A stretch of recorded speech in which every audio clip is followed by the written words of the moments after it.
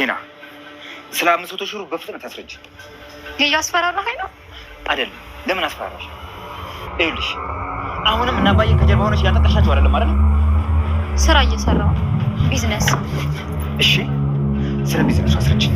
ይኸውልሽ አንድ አጭር ነገር ለአንተ የሚጠቅም ነገር ልንገርህ። ጸበል ቦታ ሳይሆን ሴትዮዋን ቤት አስቀምጧታል። ይህንን ደግሞ ሆን ብሎ የሚሰራው ከእናቱ ጋር ነው። ምን? ተረጋጋ፣ አትቸኩል። እኔ የማንንም ፊት ሳላይ እንዳገኝሽ እርዳሃለሁ። ይህንን ሰውዬ ፊት ለፊት ቆመሽ እንደማትወጂው ልትነግሪው እፈልጋለሁ። ለምን አስፈለገ? እኔ አንተን ብቻ እንደምወደው እኮ ግልጽ ነው። ግልጽ አይደለም፣ በፍጹም ግልጽ አይደለም። አውቃለሁ። ስለዚህ አንተ አልፈልግም። አውቃለሁ። መች ፈልግኝ አልኩሽ? እና ለምንድን ነው የተጣበቅም? እኔ እፈልግሻለሁ። ስማኝ፣ ደረቅ አትሁን እሺ? የደርግና የአዲስ አይደለሽ።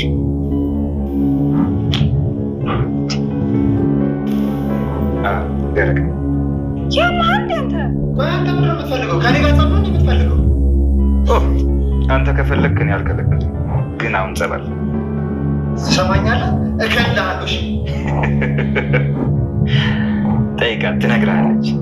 የትሁት ፍቅረኛ ነው ተብሎ ዝም ያልኩት አንተ ብቻ ነው።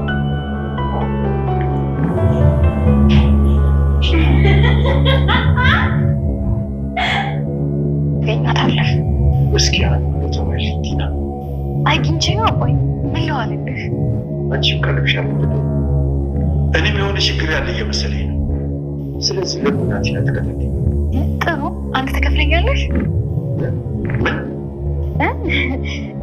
ቀሌን ነው የሱ ክፍያ ይበቃል። ማለቴ ልከታተል ነው። ክፈልኝ ይለዋለሁ። ቀልምታይ ሀሳቡ ነገሩን እያበላሸብኝ ያለው እሱ። እሺ አባዬ። አባባ አሁን ላይ እንግዲህ አንደኛ እንግዲህ ናቴን ጠርጥሮታል። ምክንያቱም ይህ ልጅ የሆነ ነገር አስቧል። ምንም ነገር እያማረኝ አይደለም። እንግዲህ ቲና አንድ ነገር ዋይልኝ እስኪ ልጠይቅሽ በማለት እንግዲህ አባባ ቲናን ጠይቋት ነበረ። ቲናም አባባ ሲጠይቃት አባዬ ጠይቀኸኝ ነው? እሰይ ደስ ብሎኝ ነዋ የማደርግልህ። ምንድን ነው የምትፈልገው ነገር በማለት እንግዲህ ለአባባ ውለታ ልትውል መሆኗን ማለት ነው ስታቅ እጅግ በጣም ነበር ደስተኛ የሆነችው። እና አሁን ላይ እኔ እናቴን እንደዚሁ ሳየው ምንም እያማረኝ አይደለም፣ ከጀርባ እጁ ያለበት ይመስለኛል። ስለዚህ እናቴን እንድትከታተይልኝ እፈልጋለሁ በማለት በግልጽ ቲናን ጠይቋታል። ቲናም አባዬ ትከፍለኛለህ እንዴ በማለት ምንድን ነው የምትይው በማለት እንግዲህ አባባ መልሶላታል። አይ ችግር የለውም አባዬ እንደዚሁ ልቀልድ ብዬ ነው፣ እሱ የከፈለኝ ብቻ በቂ ነው በማለት እንግዲህ ቲና መልሳለች። በነገራችን ላይ ቲና አሁን ከልቧ ተቀይራለች ከብዙ ነገር በኋላ ማለት ነው።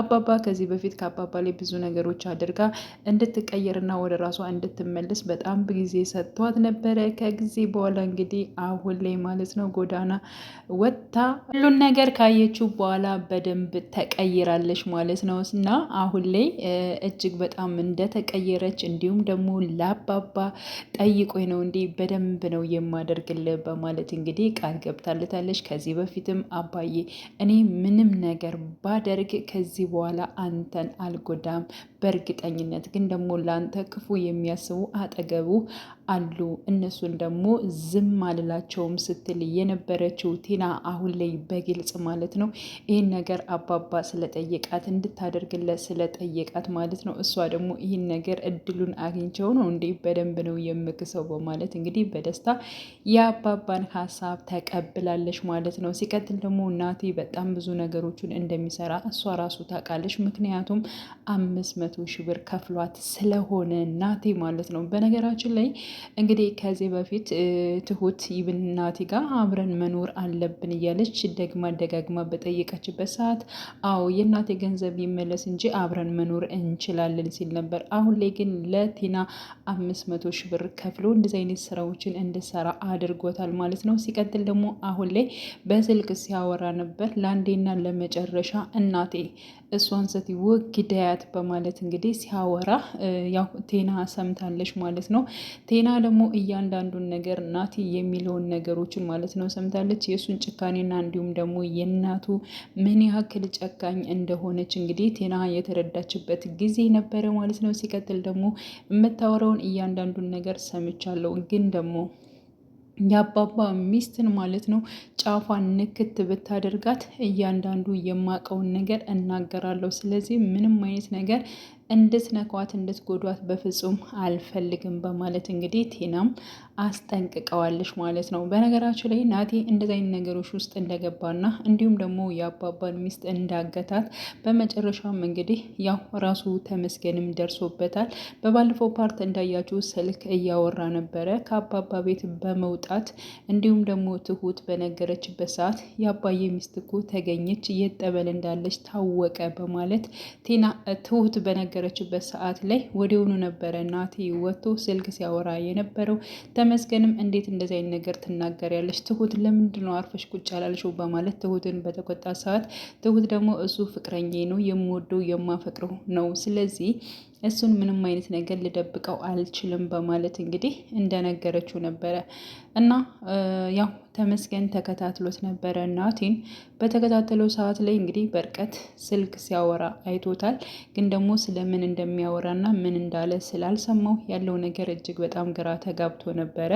እንዲሁም ደግሞ ያልሆነ ነገር እሰራለሁ እንዳትል፣ ማን ነው ስልክ የምታወራው በማለት እንዲሁ ናቲን ጠይቆት ነበረ። አንተን አስፈቅጄ አይደለም እኔ ስልክ የማወራው በማለት እንግዲህ ናቲን መልሶለታል። ሲቀጥል ደግሞ ተመስገንና እንዲሁም ደግሞ አባባ በግልጽ አውርተዋል ማለት ነው። ተመስገን ይህን እናቴ የሚሉትን በጣም ነው እየጠረጠርኩት ነው አባዬ፣ የሆነ እጁ ከኋላ ያለበት ይመስለኛል በማለት ለአባባ ተናግሯል። እኔ በፍጹም ይህን ነገር ያደርገዋል አልልም፣ ግን አሁን የእሱ ጸባይ እጅጉን በጣም ግራ እያጋባኝ ነው። በዛ ላይ ደግሞ ትሁት ትወደዋለች፣ ታፈቅረዋለች። እኔ ትሁትንም መግፋት አልፈልግም። ልጆቼ ለምን እንደሆነ ባላቅም ብቻ ግን ጥሩ ሰው ለራሳቸው አይመርጡም በማለት ሲናገር ነበር። ከዚህ በፊት እንግዲህ ራሱ ቃሊብ ምንም አይነት ለሱ ሚስት የምትሆን ማለት ነው ደህና እንዳልመረጠ እየተናገረ ነው። እንዲሁም ደግሞ ትሁት ደግሞ ልክ እንደ ቃሊብ የወለድኳት ልጄ ብሎ የሚጠራት ትሁት በመጨረሻም እንግዲህ ናቲም ይህን ያክል ክፉና መጥፎ እንደሆነ አባባ ተረድቷል ማለት ነው። ሆኖም ግን አሁን ላይ ትሁት አባባንም እየጠየቀችው ትገኛለች። አባዬ ለምንድን ነው የኔን ፍላጎት የማታከብርልኝ? አንተ እንደ ልጅ አታየኝም እንዴ? በማለት እንግዲህ ጠይቀው ነበረ። ምን ማለትሽ ነው ትሁት? ለምንስ እንደዚህ አይነት ነገር ትየኛለሽ?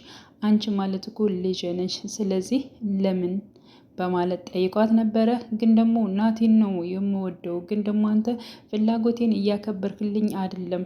ናቲ ቆይ ምንድን ነው ያደረገ? ተመስገንን አስበልጠ ነው እኮ የምትቀርበው። ናቲን ደግሞ ፊት ነስተኸዋል። ምንድን ነው አባዬ ንገረኝ በማለት እንግዲህ አባባን ጠይቀው ነበረ። አንቺ የራሽን ፍላጎት መምረጥ ትችያለሽ፣ እኔ በምርጫሽ ጣልቃ አልገባም። ምረጥልኝ ካልሽኝ ደግሞ እንዳስተያየት ስጠኝ ካልሽ ደግሞ እኔ ግን ተመስገንን እመርጥልሻለሁ። ናቲ ደግሞ እንደማይሆንሽ ነው የምነግርሽ፣ ምክንያቱም አላምነውም በማለት እንግዲህ ይነግራታል። ለምንድን ነው አባዬ እሱን የማታምነው? እሱ የራሴ ፍላጎት ነው፣ በቃ አላምነውም ካልኩሽ አላምነውም ነው። ግን ደግሞ ይሄን ምረጭ ብዬ እኔ ውሳኔ ላንቺ አልሰጥሽም፣ ኃላፊነቱን መውሰድ ስለማልፈልግ በማለት እንግዲህ አባባ በግልጽ ለትሁት ተናግሯል ማለት ነው። ያው እንግዲህ እናቲም በአንድ በኩል ትሁትን እያናገራት ይገኛል። ሁሉም ፊት እየነሳኝ ነው፣ ለምን እንደሆነ አላቅም። ለዚህ ሁሉ ነገር ጥፋት ደግሞ ራሱ ተመስገን ነው። ከዚህ ቤት ምን ይሰራል? ለምንስ ይቀመጣል? በማለት ብዙ ነገሮች እያወራ ይገኛል። ሲቀጥል ደግሞ እንደዚህ የምታስደፍርኝና ነገሮችን እንትን የሚሆነው አንቺ ነሽ።